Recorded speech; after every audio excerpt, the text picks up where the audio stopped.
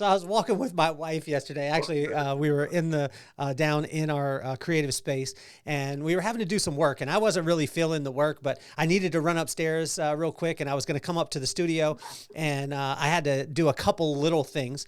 A lot of it was to be able to avoid the work that my wife and I were doing.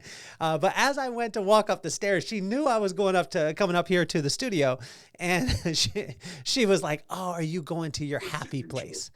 And it just made my heart sing because she understands that being here with all of you, doing the podcast, interviewing some of the most iconic people in the world, and all of them give advice to my kids by name. Doing this part is a real happy place for me. And I tell you, I got an email yesterday, and a comedian or an artist was actually supposed to be in studio today. And he reached out to me and said, "Hey, I couldn't be there." And I instantly almost had a sigh of relief. And because I wanted to have this young man on, my buddy, my friend, to the world, every one of you guys probably knows him as the absolute motivator. Some people know him as Superman. Other people know him as James Dixon, probably one of the most impactful motivational speakers in the world. But to me and my family, we know him as Uncle James. And so I get to share him with you today. I get to have some fun with my friend. Buckle your seatbelt and cancel the HR department because we're about to get this party started.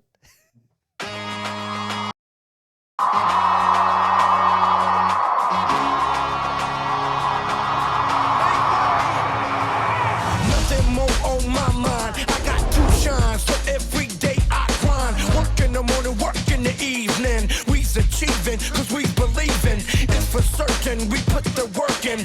We ain't stopped just because it's hurting. Right before your eyes, so it's coming to no surprise. The takeover is televised. Over and over and over again. Make no mistake, we continue to win. Defeat never known, cause I will not lose. They wanna mimic my moves, but can't walk in my shoes.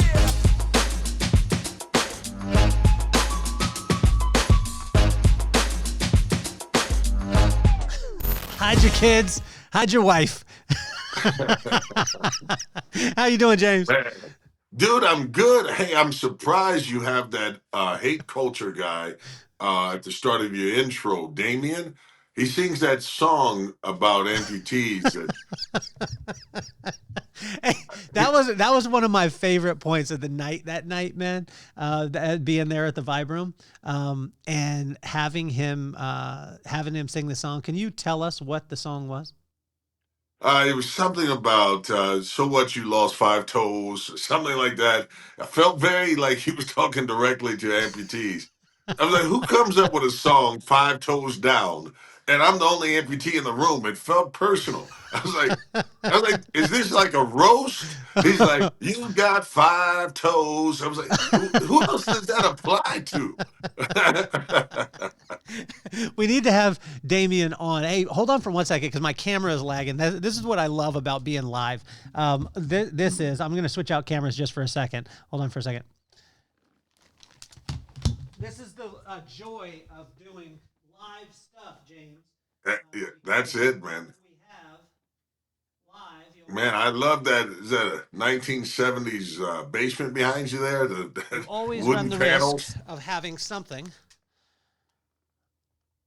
There we go. Now I'm back. Now you can see me. All right, James. There we go. So that was so cool. And having the Vibe Room, I felt probably, well, what was it? The third or fourth one, you and I just got to go back and forth, which is probably one of my favorite times at the Vibe Room. Yeah, one of the great things about the Vibe Room, man, is that it's what we're doing live, but man, it's a difference. We're like here, people are watching, some people are listening, but there they get to witness it, and it's totally different when you get an eyewitness to experience things, and then the way that you always promote businesses, you promote people. In fact, that's like a superpower of yours. You're able to take people who may have a Robin talent and make them Batman, and they walk out of there feeling like they joined the Justice League. But you elevate people. You take it from where they were to where they can be, and proof of it is look what's happening with me. Well, I mean, look at you, right? And we talked about this. A lot of people, the world knows you as the absolute motivator. Some people know you as the #1 motivational speaker in the world, which is James Dixon. For me, I know you as Uncle James and the guy who literally gives me the business no matter what. We're constantly on the phone, texting back and forth. And how do you choose what you allow the world to be able to see? Man, here for me, it's all about you know, it depends on angles. So if I feel bloated, I'm careful and I put a vest on, I cover it up, and I suck in at all times. If it but it is all about everyone has times where you're more transparent, more vulnerable, or or maybe you're more humorous, and it depends on where you are emotionally. For me, it really is about the vibe, right? It's about the atmosphere that's created. Is it a safe space for me to be open? Anytime you put me in an atmosphere, I know I can be transparent and it's built off the relationship. I can share things that I would never share anywhere else because you pull that from me and the audience needs that and they actually get to learn something. But if I'm being interviewed on local ABC, right? And then on there, I'm going to be very different than I am with you because with you there's no guard up. You push through that anyway. You're like you do what um you're kind of like a magician, man. You be talking to us, and next thing you know, man, you don't pull the trick, and next thing you person is sharing with them how they smoke crack for 4 years, and they never intended to tell anybody that, but then you turn that into a joke, and but it literally is about being where you're comfortable and will it help someone, right? If it'll help some people, then I'll be more open or whatever. But I'll never put myself in a situation where I'm being transparent and it's being wasted. I can't cast pearls before swine. So talk to me too about this because I think a lot of times people see you, and I've heard this a lot. Oh, James burst on the scene. I know you didn't. I know you don't burst on any scene. The work that is put in is tremendous. You're one of the best. I've never used this word with you, but wordsmiths that I've ever seen. When you do a keynote for a company, you'll actually have a conversation with the CEO like 2 minutes before you go on stage, and then take his story and weave it into your keynote. And this is masterful. I've never seen somebody be able to do it at the level that you do it at. What was the practice to be able to get to the point where you could do that, like with the snap of a finger? Man, okay, you know how when you have family reunions, if you don't, I'll just tell you what a black family reunion is like, right? So, and yes, there are dads there, Yeah. somebody dads. So, I was just about to ask that. I I was already about knew to where you're ask. going Yeah. because if you wouldn't, Brad would. So anyway, um, so when we're sitting there and you have this your family gathering, they'll just grab you and be like, "Hey, go tell something funny or tell a story." And it's impromptu, and everybody turns and looks and like, "All right, boy, be funny," right? And so you're put in a situation where it's impromptu, do it right now, or hey, tell them what happened the other day, and everyone turns and looks at you and waits on it. And as a result of it, you start getting in these reps. And if you can perform in front of the most critical people of you ever, family, right? And if then you can always open up and do that elsewhere. I look back over my life, everything that I've ever done prepared me for the things I do today. It was all kindergarten, but now it's a little different, man, because folks look for you to you make a mistake. They wait for one of the greatest things I have is after I finish speaking, people are like, James, if you could say ask again. Like as if that's a challenge. They're like, it's great that you were able to put all those sentences together. You were able to bring in all these great things, but that one word. And I was like, well, that's the Indiana in me. Now, this was the thing too, because I was talking with a comedian the other day, and they were talking about the crafting of a joke, right? And so, Right. whenever someone talked about writing a joke, it eluded me, my mind. I didn't understand it. And then when he started to talk about the composition of a joke, drawing somebody in, and then sometimes there being a surprise or being an irony or being, so he broke down the different types.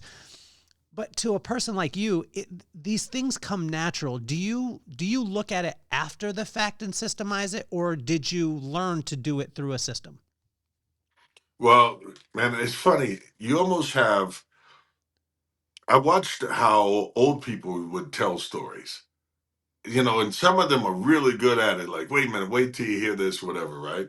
And sometimes when you go back and you retell the story to people, it never hits the same way. You're like, man, I wish you could have heard it from them. It was funnier if you'd been there. But I worked on being able to translate that story even better than I first heard it. And it's like you and I were at a very sensitive thing, and a young lady chose to share her story about what she had went through and about losing her life or wanting to unalive herself. And she was like, I've been through this and I've never told anyone. And she made the mistake of telling Kelly Cardenas. But here's the powerful thing about Kelly. Kelly will take the thing that you're insecure about, and this is the system, right? Take something that somebody feels a sense of shame of, and turn that story in a moment to give them glory, God glory with it. Because you can go back and reframe it. Instead of you being ashamed, it can be the very thing that gives you a name. You took a young girl who had been in a coma. She was what, 12? No one's off limits with Kelly. And Kelly's like, instead of just talking about, hey, I was in a coma, just you have a superhero name. She's like, what's that name? Nap Girl. You just take naps for a long time, you know? And so next thing I know, I see the little girl like take and empower herself with that. It's like, hey, I'm that girl, and told her story rather than it being people feel like, oh, I'm so sorry what happened to you. Then it became funny and engaging. Hey, you got to hear her tell her story. Other people were quick to go tell it. And it was like, that's the system.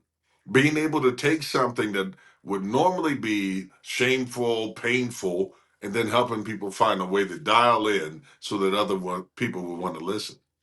Well, was it the system for you first? Because for me, I work backwards. So I just go try it. Like I remember when you were talking about the lady that shared with me about wanting to unlife herself. I literally stayed up till 4:00 that morning trying to craft how I was going to land this thing. Right. And because it's a sensitive subject, when you go into it, Yeah. sensitive, all the things, but for me, it was go and do it. And then when I looked back at it, I was like, okay, there was the craft. For me, watching you, it almost seems like you just go do it. And then people are so enamored by it that they're like, oh, wow, how can I do it? And then you have to turn around and say, this was the system. Or do you start with the system first? All right. Let me tell you this. There's always a thought running through my head. Like, so when I'm looking down or whatever, I've already thought it like 4 sentences ahead now, so I know where I'll go. So the system becomes like you throw out any word for a moment, Kelly, just any Jolly word. Green Giant. Jolly Green Giant was always considered to be a logo, but there's something about being more than a logo. Same as the NBA had Jerry West, that was what he was. But that can be your story as well. The very thing that makes you unique or odd, whether you're tall, whether your color is off, whether people use things against you, can be the thing that makes you stand out. You can be the Jolly Green Giant of your own life. You can be the Jolly Green Giant that you follow me? I Yeah. just take something, find something connected with, bring it back to a logo, find something positive, but I'm already thinking of where I can go with it, and I can just expound on those things. Did you guys as a kid, did you ever practice that part of it? Because I remember what's funny about it that you say it is because I used to challenge kids at the coffee bar. When I worked at I worked at a salon in San Diego, and sometimes there was no clients. So I challenged them while we're sitting there and I said, let's see if you can tell a story based off of just what we did.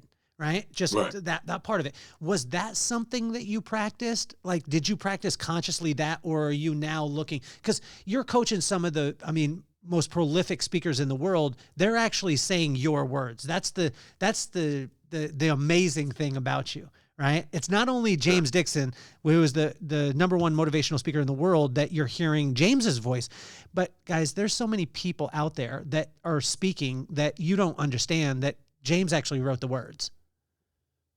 Yeah. You said something that's wonderful that I want to give. Do you remember the story about the little kid that was digging to China? And he dug a hole, and then there was a kid in China, and they met halfway. It was a kid's story. Do you remember Okay. that story? I don't remember. I don't know what, Yeah. Oh, I don't so know what obviously elementary school you you, went to. yeah, I you don't. had no bookmobile, obviously. Yeah, you didn't have and I'm not going to let you make me say the word library. Did So you? Yeah. it's, yeah. So anyway, we went. So I remember getting this, reading the story, and then I took my shovel, my grandmother's shovel, and I started digging in her rose garden. She's like, "Baby, what are you doing?" I said, "Grandma, I'm going to meet that Chinese kid," and I started just digging in it. You didn't just But go you down to see the liquor how, store? yeah, What? and I'm like, man, about 10 minutes in, I'm in, and I think so you have these experiences in life that end up giving you fuel for your storytelling because of something that funny, moronic, whatever that happens. You never know what is shaping in you so that you can use it to change a shape of a situation. So any moment you can pull from that. And I love being able to just help other people find that story in themselves. You'll have How, people who start off with horrible ways to tell their story. And you're like, no, you have to be able to get people empowered, engaged, capture their attention, draw them in, and then help them see the win. how do you, though, when you, because we've seen it before where a person will not very masterfully tell their story, right? So the story is there, but they maybe emphasize a different, a different part of the story that probably shouldn't be emphasized at the time. Do you think that every single person can be coached into the place, or do they have to have something for you to be able to work off of? Well, it's funny. You can look at there are some people who show up and they have a great voice. So you can start off with a bass and they're easy to listen to. Some people have a great personality or a phenomenal look, but they have a horrible way of telling their story. They speak from from their lungs, and so they're short of breath, and so you hear all those in between it, and so you can fix some of those things. Those are technique. But the truth is, many are called, few are chosen. In this realm, just because you've been speaking all your life doesn't mean you're called to be a speaker. A speaker is such a unique thing. It's like every day I see you take a Proverbs and you make that thing a part of your life and you speak into other people's lives. Not everyone has the gift or the ability to be able to take that inspiration, internalize it, and then dis- give it to other people in a way that they can receive it without even knowing the source.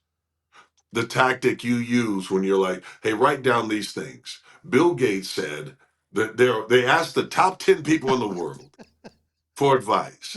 If you write this down, here's what Elon Musk, Bill Gates, Steve Jobs had to say concerning procrastination. And then people write it all down and say, well, actually, it didn't come from them, it came from God. And you have people who are not believers who've already written down these precepts and ideas, and they're like, oh my God, this is what he said, this is how it goes. And then they're like, wait a minute, that's actually good wisdom. Not everyone has the ability to dissect something and then be able to share it and draw people in. But everyone can improve from where they were to a place of where they're competent and comfortable, at least telling their own story. If you're a sales professional, if you need to speak to investors, we can help you increase that. But it doesn't mean you need to be on stage talking. That isn't for everyone. Talk to me too about some of the experiences that you've been having in the last, I mean, I don't know when you were on the podcast last, but you were during the election time, you were in some pretty special places. Oh man. You just had a really cool experience going back to GM Yep. and speaking there.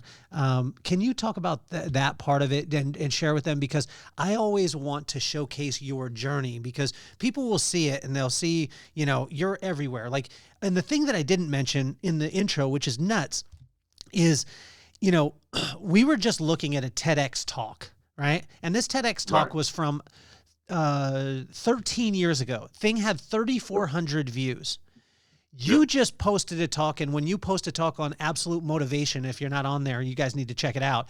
This thing right now, I believe, is 95,000 views, and this is within weeks.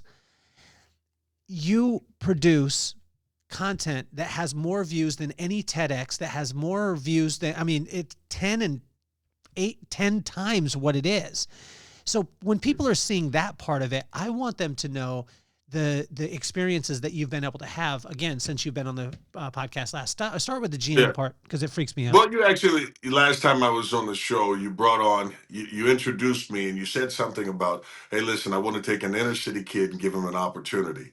I didn't take offense to it or anything like that. You kept asking me about Juneteenth and stuff, but I want to get beyond that and to the more important thing that can we be serious just Yeah, a moment, yeah. sir? Let's say, I'm answering about my hey, life. You asked dude, me. if they soundbite this, right, they're gonna soundbite it and be like, oh, Kelly said this about James, and then I'll say yes, I did, and I feel that way strongly towards Yeah. him. Well, I want to say, first of all, some amazing things have happened. I want to teach something, a lesson I learned. So I get invited for election night, and I walk in with the Attorney General of Utah, Sean Reyes.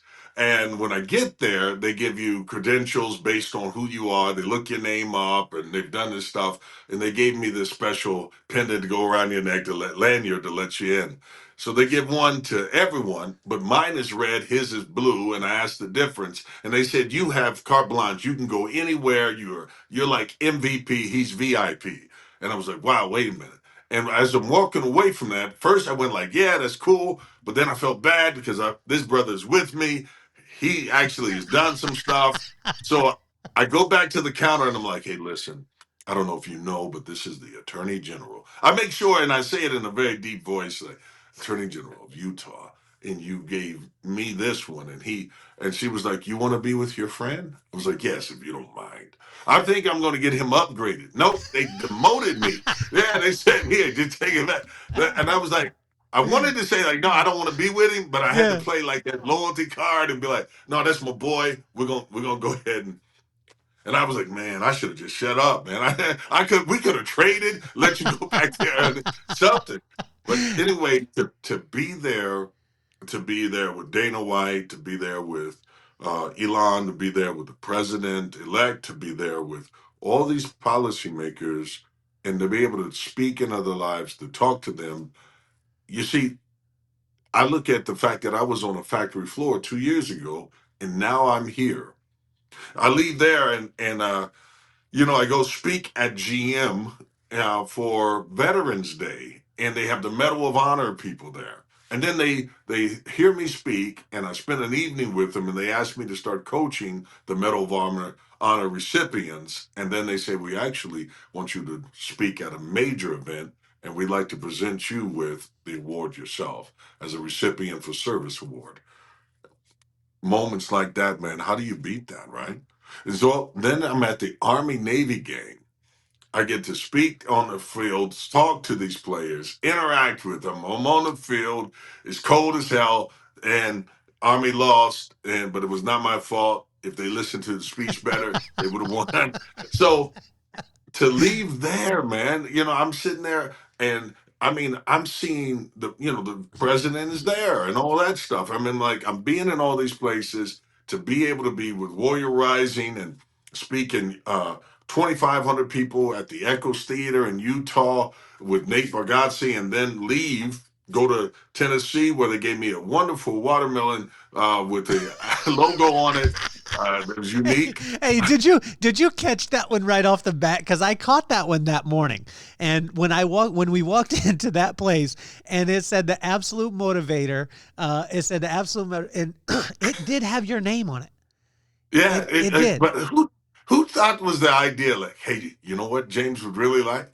There's no place where I said I was vegan or that I was really into fruit, Oh and my so gosh! to have a carved out watermelon for me, and I was like, did everyone get one or just me? And yeah, it was just me. It was You just you, know? and the only thing better would have been if the owner of the hotel would have been dressed up in a Colonel Sanders outfit. That Yeah, would have made it even better for me.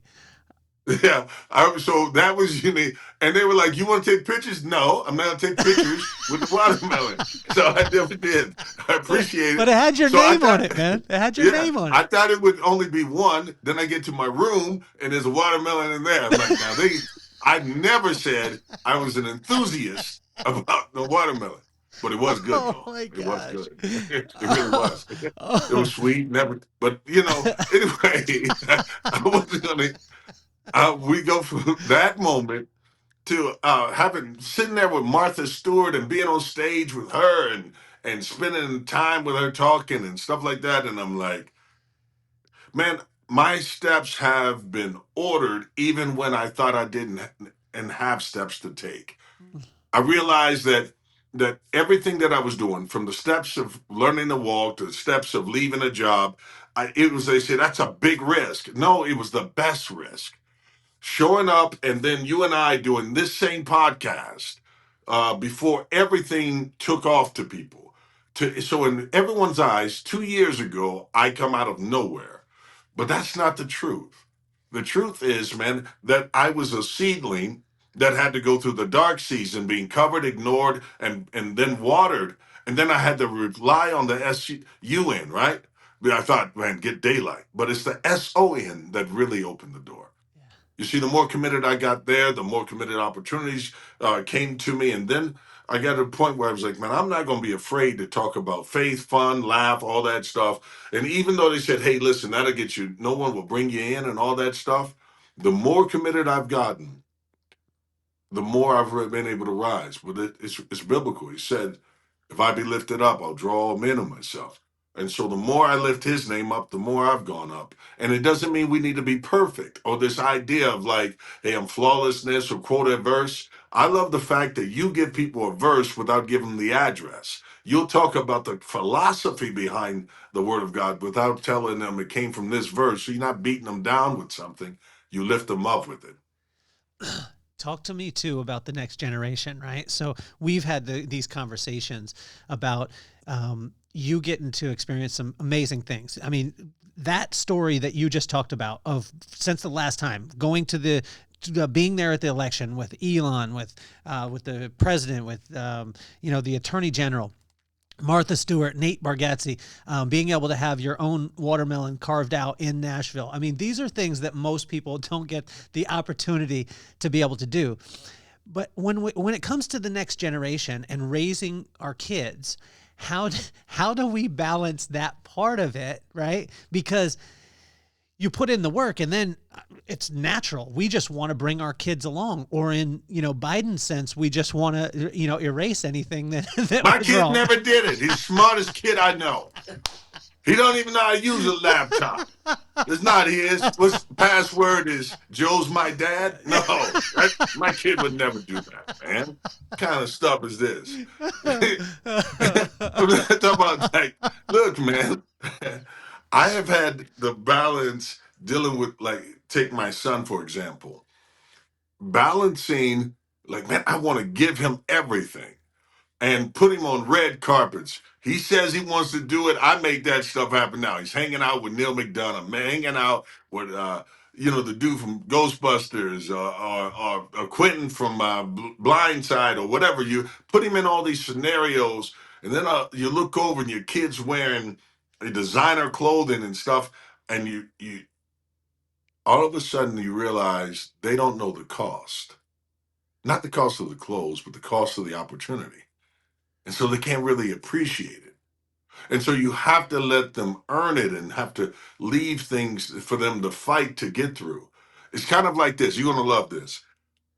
I want my son and daughter to be a beast, but I was making a mistake in making them a zoo lion. You see, zoo lions, you throw food to them and they just eat. They walk around. They can live a long life, but they'll lead a lazy life. They're prone to depression and high blood pressure and all these things because it's a sedentary life. Whereas you take a look at a wild lion, he must fight for everything, scratch for everything, hunt for everything. Nothing is given to him that is dead. Somebody just throws it over a fence. He goes and gets it. I want the kids to be a beast, and I want them to learn to suffer well. Shaq said, my kids aren't rich, I am. You know, it's they get the benefit of what you have, but they must earn it. Otherwise, it'll be lost. What would it matter to them, our kids, if they never go through struggle? If we make it so easy that life just comes to them simply by the fact that that's my kid, you see, you don't win. How do you work that out? I mean, Brooke and uh, and I'm sure you do this. Maybe you don't because you're maybe a perfect human being. But I remember when we first had kids, and we would go to Maui, and we like staying at the Four Seasons. Well, we were saying that we wanted to raise our kids with some grit. So what we were going to do is bring a nanny and have our kids stay at Motel 6 while we stayed at the Four Seasons. Are there places where you and Nikki are like, hey, we're going to do this? I mean, No, where no, you wait, kind of wait, go old wait. school a little bit? Man, I got to share something with you that I think is great. I was uh, with brother Ward. He had a concept he taught me. He was like, he has some wonderful kids that are from Utah, and he said, I want my kids to learn to overcome. And so he took his oldest son and let him get on a meth. By putting him out there, the kid learned to overcome. No, no, no. It's no, no. It is letting your kids, like, man, they can fall off the tricycle, tell them to get back on, and make it fun that they fell, and that the scar is a reward, not a punishment. What we're doing is like, man, listen, you are going to go through these things. If I give you the impression that life is going to be easy, I'm lying to you. You will feel insignificant. You'll even feel guilty about having success when you're around people who haven't had it. Or they'll make you feel bad that you ain't even been through nothing. So it sounds cool when you hear like Ice Cube, gangster. Then you find out he comes out from a two-parent family, that he's got a 30-something 6-year-old marriage. They live in a gated white community. There is nothing gangster about Ice Cube except for the name. And even that is why we have to watch this thing of perception and raise our kids in reality. You don't have to pretend to be tough, inner city. You don't have to pretend to be something that you're not. But what you are is enough. But you got to go through something to become something. Well, going through what you have, even in the positive part, right? So there's a positive. Sometimes when somebody sees a positive circumstance, they look back and they think, "Oh wow, that's all gravy." Whereas when you moved to Utah, it was a really positive thing, but there were some challenges in that situation too. Am I correct? Oh man, yeah, I've had some cultural things that I have to adjust, man. And you know what I love is the fact that they were like, "Hey James, have you met Thurl Bailey?" And I was like, "No, I haven't." But they assume I know every other black person. That's the first thing. Like there's a directory. When you move into a city, they're like, "Hey, hey, black person number 75 just entered the territory," and there's a beat that goes off or something. Like, oh my goodness, man, what you doing here? I didn't know you were here. You know, but then they were like, "Hey, listen." You know what would be fun? If you two played one on one. And I was like, what about me being an amputee and him being 6'11" made you think I would play him? And why don't we go lift weights? What made you want me? They just assume, hey, let the two black guys guard each other. We are all not LeBrons. Some of us are a little less, like a Jordan or something. Did you handle him though? Well, let me tell you, I wasn't. My pride kicked in. I was like, he's 6'11", but he's like 180 pounds, right? So I just pushed him out to the 3-point line. And so when he missed, I'm like, that's good. That's all I need. Yeah, the fact that I made him miss, that's good enough, man. 6'11" though, he got that off. He got the shot off still. But then they like, I can't take too much pride in it because I think Thurl might be 90. But I love him because he's still out there, though. You know. tell me, tell me the difference between coaching it and doing it. Oh man, here's the thing. What I found out about coaching needs to be. You need to. I have to learn. I have to be with people who want it more than anything, who feel a calling to do it, but not so much that there's so much ambition that they're willing to be dishonest or deceptive or by any means necessary, but by doing it with integrity and they really want to grow and they're willing to go through the process. And then they can take criticism and not coach hop every other week.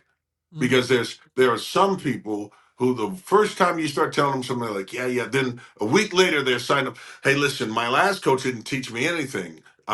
Those are warning shots to me. If you tell me the last coach was trash, it's probably the student. So I won't work with. But I've learned that I'd rather do than coach because doing is my calling. Coaching is almost like you need to have some Jack Grout, some people who maybe don't have that great skill set, but they have the heart set for it. And so they can teach you to do what they can't do. But it's a reason why Michael Jordan was such a failure at coaching and, picking coaches and running. I mean, he was one of the greatest top 3 of all time, because he never scored 100 like Wilt and he never scored all the points that LeBron did. But anyway, I won't get into that. But I love you. I hate that I got to go. I mean, I know we agree in that thing, but. Hey, shoot Maddox and McKenna some quick advice before you go. Okay, guys, as I have you here, let me do this. I've got, so this is my message as I wrap up this show, and these are some people you're going to love, man. You're going to introduce you to some people. I'm on the Kelly Cardenas show. Kelly has been making fun of amputees, and so I'm defending my honor. So I'm going to say this for your kids. First of all, Maddox, man, your heart is what you lead with. And because of that, you will always be a leader of men because you love people, you love serving, but you also have that dog in you. And that is a rare combination. To have a leader that can fight and love somebody, he's the dude that will beat up the bully and then pray with him. Maddox, keep being that great kid. Now, McKenna, you just got a wonderful car. And I'm sorry your dad didn't just go buy you a brand new Rolls Royce like he has. But I love you. We're going to make sure you get one. Uncle James is disappointing your dad that he doesn't get your car detailed every week like he does his own. But I love you, and I'll be talking to you. Hey, brother, I love you. Love you, man. Have fun. Have fun, buddy. Okay. All right, bud. All right, how do you get off this prepaid Here phone? we go. I'll get you off. I'm cutting you off. There we go. I cut him off. That's James Dixon, the absolute motivator. This is honestly not only one of the greatest speakers in the world, but also an incredible human being. Absolute Motivation. You have to go check that out. It is an unbelievable channel. 1.5, I think, and counting, 1.5 million subscribers on it. 10 to 12 times the views of any TEDx talks that go onto that. So, but I think the coolest thing with Uncle James is the fact that he's my friend, my brother, and I'm cheering for him always. So hopefully you had a phenomenal time with the podcast today. Check out Inchstones also, and then you have to meet my friends, where I call my friends randomly while I'm live on the podcast, which is incredible. And also subscribe to our Substack. I hope you have a phenomenal day. My name is Kelly Cardenas, and I'm officially off the hot seat. Peace, love, and soul.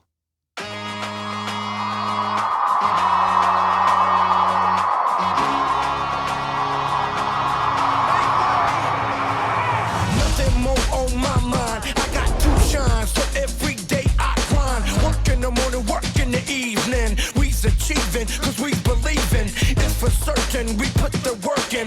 We ain't stopped just because it's hurting.